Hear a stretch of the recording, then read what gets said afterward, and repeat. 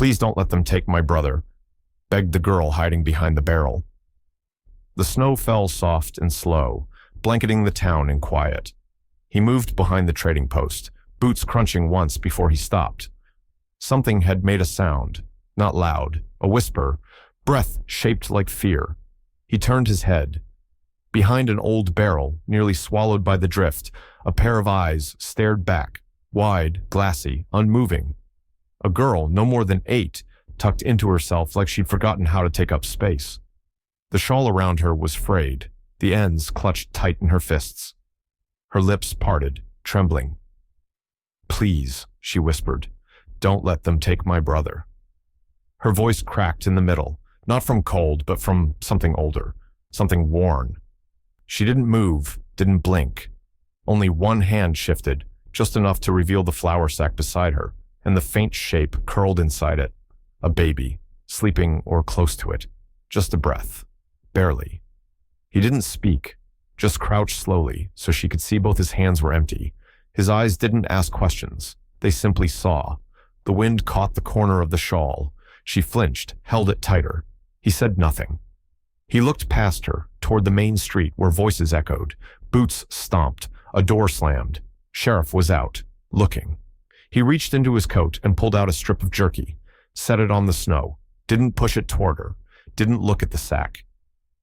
The girl's eyes darted once, then again to the alley. He nodded once, barely, and she nodded back.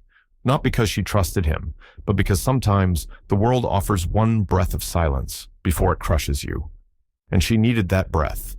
He didn't speak, didn't reach, just knelt slow beside the barrel, hands open, palms up, as if showing her he held no harm, no claim, no reason. The snow gathered in the fold of his coat. His breath showed more than his face did. The girl didn't run. She stared, like she was weighing something heavier than fear, like she'd learned long ago that running didn't save you. It just made them chase harder. Her shawl slipped a little from her shoulder. She tugged it back without looking down. The flour sack beside her shifted with a soft grunt. The baby stirred but didn't cry. She pressed a finger to her lips, then to the bundle, whispering something only the cold could hear. He didn't ask. Didn't ask why she was there, or whose baby it was, or what she was hiding from. He just sat back on his heels and waited. Her eyes kept searching his face for something, maybe cruelty, maybe pity. But he didn't give her either, just stillness. Behind them, a door slammed. Someone cursed. A man's voice shouted about tracks in the alley. She shrank. His hand moved, not fast, just slow and sure toward a stack of old crates. He shifted one forward, covering her just a little more, just enough. Her breath caught. Not fear, something else. Recognition.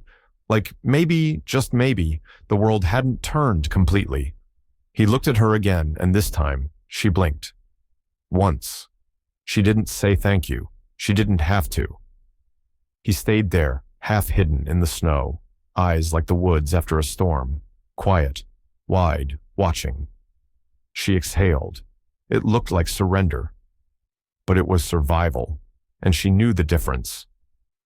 The sheriff's boots echoed down the frozen alley, too heavy for a man who claimed he wasn't looking. Snow kicked off his spurs with each step. He held the poster out like a badge, like proof that he was right to hunt what couldn't fight back. 2 kids, he said to no one. Little girl, infant boy, might be sick, might be dangerous. He smirked at the last word like it tasted good in his mouth. The stranger didn't move, still knelt by the crates, eyes lowered, hat pulled low enough to make his face forgettable. Sheriff Dobbins glanced at him once, then again, slower, measuring. "You seen anyone out this way?" the sheriff asked. He shook his head once. The sheriff looked past him, toward the drifts piled high against the post wall, the crates, the barrel. He didn't see her, or didn't want to. Snow creaked beneath the sheriff's weight as he shifted closer. "Got a reward out, food, coin. You bring 'em in, you eat warm the rest of the week." He held out the poster again. The stranger didn't take it. Dobbins huffed, muttered something about good men going soft. He turned, stomped off, boots grinding the ice with purpose. The poster flapped once in the wind before he tucked it back under his coat. Behind the barrel, the girl hadn't moved, but her eyes had closed. Just for a second, as if relief was too dangerous to feel for longer than that. The stranger stayed there until the sheriff's echo faded. Then he turned, just slightly, and looked at the flour sack. A tiny fist had emerged from the edge, curled and red. He pulled the edge of his coat forward, covered them both, just a little. He waited until the alley went still again. Then he stood, slow, brushing snow from his coat. His eyes scanned the ground, not for the sheriff, but for truth. The tracks weren't hidden. They were just ignored. Small feet, uneven, dragging more than stepping. A heavier imprint where she must have slipped. Another set, round and shallow, barely marks at all. The baby, carried in a flour sack, that much was clear. He followed the line of prints with his eyes. They didn't lead from crime or cunning. They led from survival, from hunger, from fear that didn't have words yet. The sheriff's story was thin. Thieves don't leave footprints like that. Thieves don't cry in alleys or hush babies against barrels. But the poster didn't ask for proof, just names. He crouched beside the trail, ran a gloved finger over one print. It was filling with snow now, softening at the edges, like memory trying to fade. Too small to run far, too desperate to fake, too cold to lie. He looked back toward the barrel. June hadn't moved. Her eyes were open now, just barely, watching him like maybe the snow could be trusted before people could. He nodded once, not a promise, just a sign he saw it. The baby stirred again, a low whimper. The wind rose. He turned and stepped into the path the children had made, walking it backward, back toward them, not to erase it, but to carry it. And as the snow covered their tracks, one flake at a time, the stranger's boots pressed new ones beside them, not hiding, just choosing where the story should go next. The woods swallowed the sound of their steps. Snow clung to the branches like sleep that never quite settled. He walked ahead, steady, never too fast. The girl followed close, baby bundled in her arms, face hidden in the folds of a flour sack, gone stiff with cold. She didn't ask where they were going. He didn't say. The trail narrowed between two pines, then opened to a clearing where a cabin leaned like it had forgotten how to stand straight. The door hung off one hinge. Smoke hadn't touched the chimney in weeks. He pushed it open with his boot, let her walk in first. The air inside was sharp with old wood and silence, but the roof held. The floor was dry. He moved quiet, setting logs in the stove, striking flint like it was a language. Fire caught slow and orange. She stood near the wall, watching, still not speaking, still not trusting, but not running either.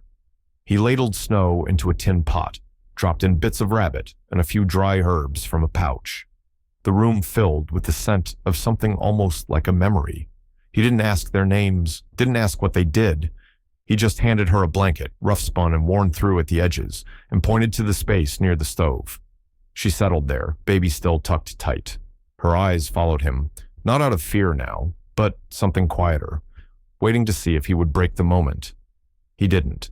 He sat across the room, boots off, coat hung near the fire to dry. They ate without words. Small bites. Careful.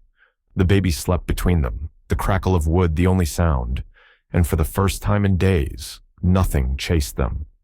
The fire had burned down to a soft glow, low and steady like breath in sleep.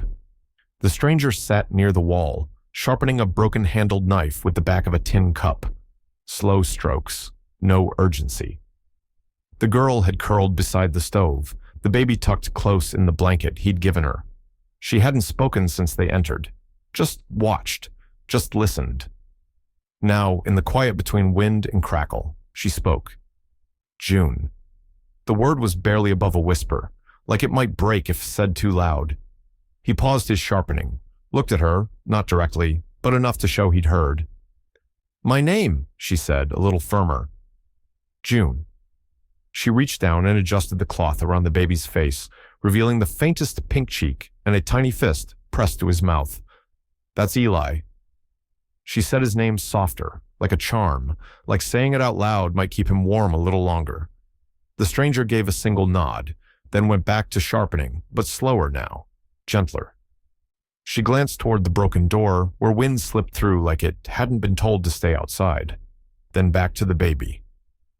I ain't told anyone before, not since... She didn't finish the sentence. Didn't need to. Names had weight. Said wrong, they turned you into something wanted, something hunted.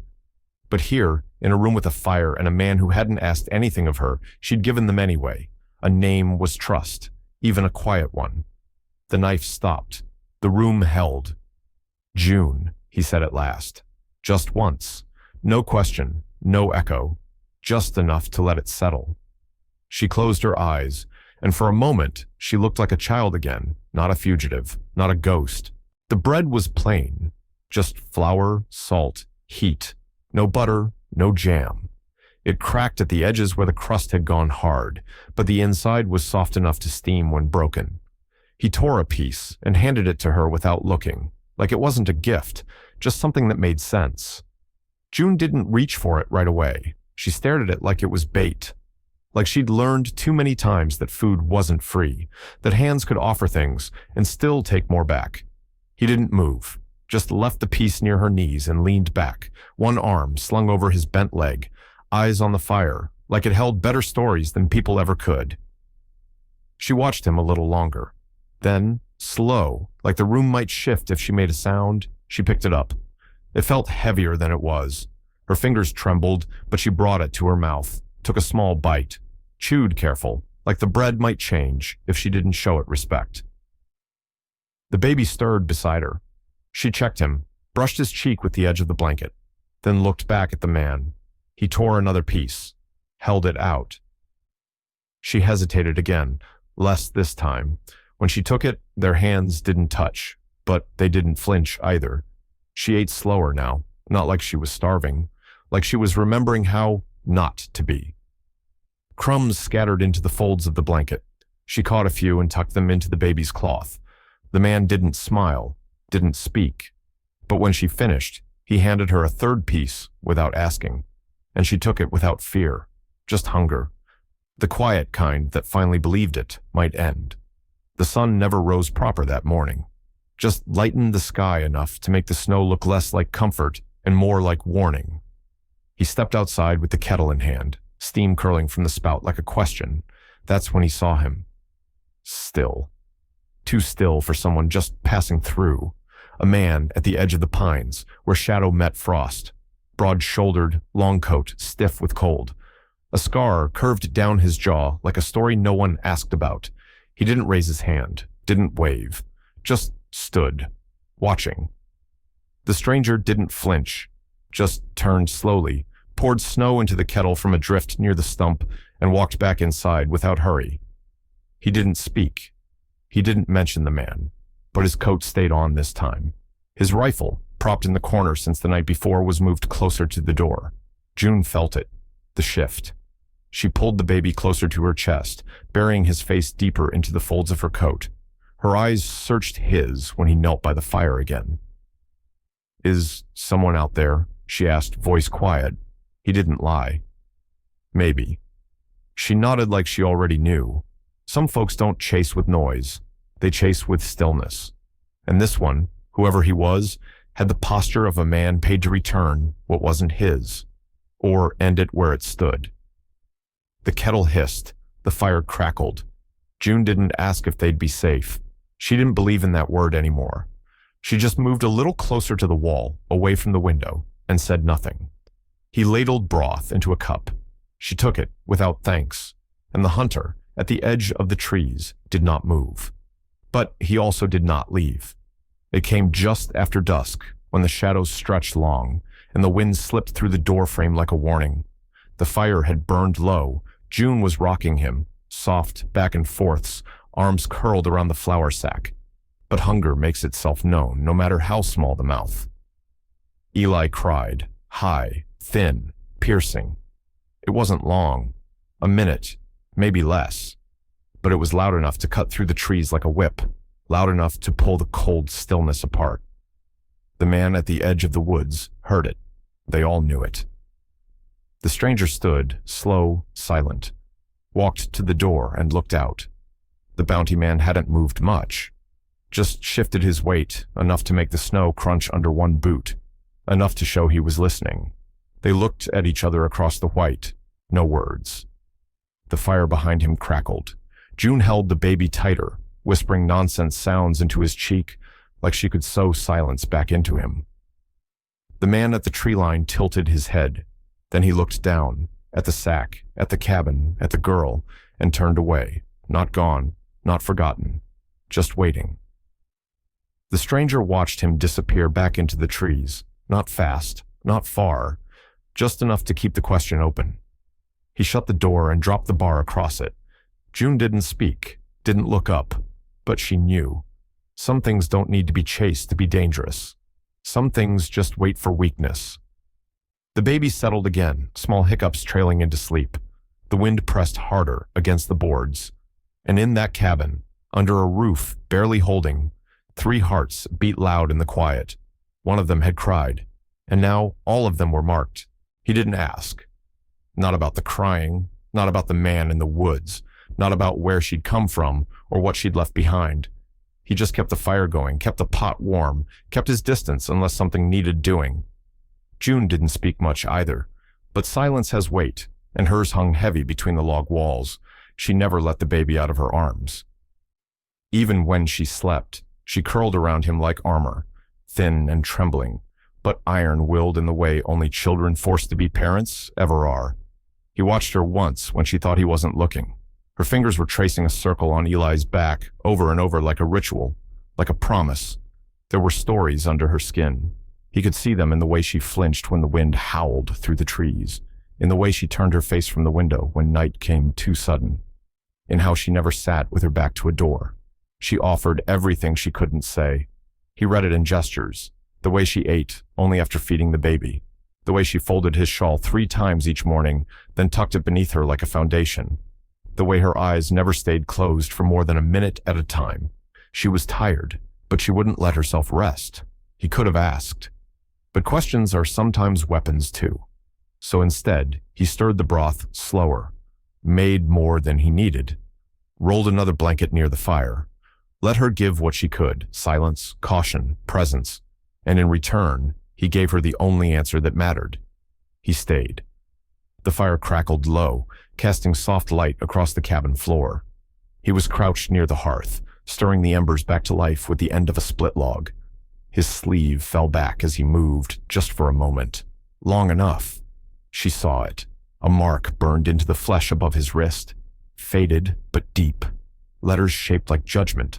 Not the kind passed in court, but carved out west, where men made justice with rope and iron.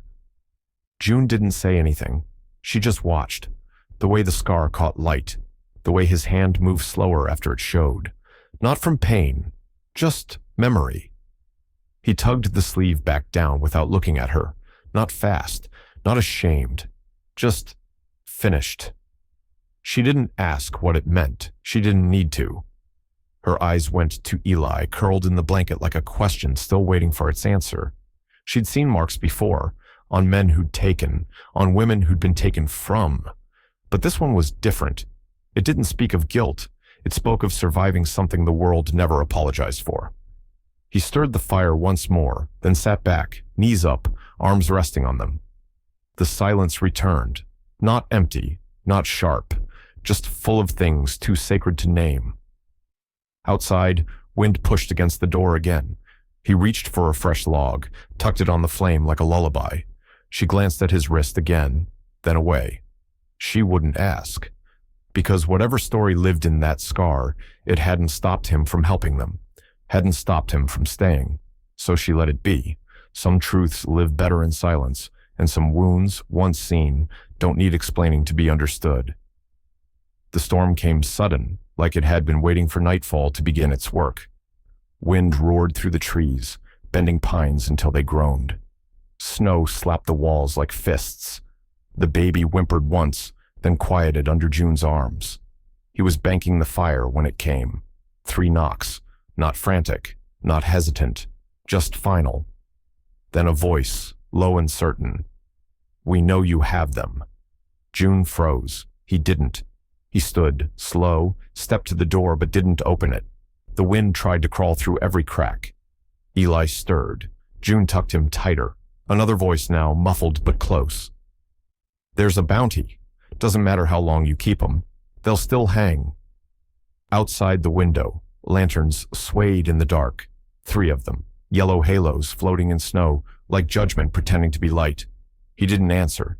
He just stepped back, lifted the rifle from its place beside the stove, and leaned it gently against the wall. Loaded, not raised. Another knock. "Don't make this harder," the voice said. He lit another log on the fire, sat down near it like nothing was waiting just beyond the walls, like he still had time to choose quiet over noise. June watched him, breath shallow. The third knock didn't come. Only wind. Only silence, stretching too long, then too wide. Boots crunched outside, 1 set, then 2, then nothing. The lanterns moved, away. Lanterns only stay when someone's brave enough to carry them through fire. He looked to June. She hadn't spoken, but her grip on Eli was tighter. Her eyes had stopped blinking. They were still out there. The storm hadn't passed, but neither had they come in. Not yet, and the fire burned louder in their place. They came back before dawn, when the storm was still chewing through the trees and the sky was the color of old bruises. 3 men, same lanterns, same boots, faces hidden behind scarves and wet-brimmed hats. But purpose doesn't need a name. He stepped outside before they knocked. June stayed inside, pressed flat against the wall, with Eli swaddled against her chest. The fire had been banked low to hide the glow. The door creaked closed behind him. 1 man spoke first. Same voice as before, cold, not cruel. "We heard a cry." He nodded once, slow. "Wolf dog, don't bark, cries when she dreams." They squinted past him at the cabin. Smoke trailed thin from the chimney. "Don't smell like dog." "She don't eat much." The second man stepped closer, gloved hand near his belt. "Heard you got a record." He didn't answer, just raised his sleeve to the wrist. Let them see the brand, not hiding it, not proud of it either. The third man didn't speak, just stared. "You live alone out here?" the first asked. He looked past them to the trees, let the silence stretch, just long enough to say something without saying it. "I do now." A pause. They didn't believe him, but they didn't press. Some lies ain't meant to fool, just meant to draw a line. This was one of those. He nodded toward the trail. "Storm's shifting. You'll want the ridge." The men lingered, then turned. Lanterns bobbed back through the snow, smaller with each step. Inside, June hadn't moved, her breath shallow, her fingers locked around Eli's back. He came in, closed the door behind him. Didn't speak. She looked at him once. "You lied," she whispered. He stirred the fire. "I had to," he said. "Truth's too slow in a storm." The morning after the storm was silver and soft. The snow laid out smooth, like the world had been forgiven overnight. Smoke curled steady from the chimney now. The fire held easier. Eli slept with one hand splayed like he was reaching for something even in dreams. June sat near the hearth, feeding kindling with the care of someone who'd never had enough warmth to waste. He was trying to fix a crooked leg on the cabin stool, muttering under his breath as the wood splintered where it shouldn't. Every time he thought he had it, the nail slipped sideways, and the stool wobbled worse than before. June watched quietly. Then he hit his thumb. Hard. The curse that left his mouth wasn't angry, just flat, defeated, and that's when it happened. Her laugh broke free, quick, light, surprised even herself. It stopped the room. She covered her mouth fast, eyes wide like she wasn't sure she was allowed to sound like that. He blinked, didn't speak, just looked at her like maybe she'd split the sky open.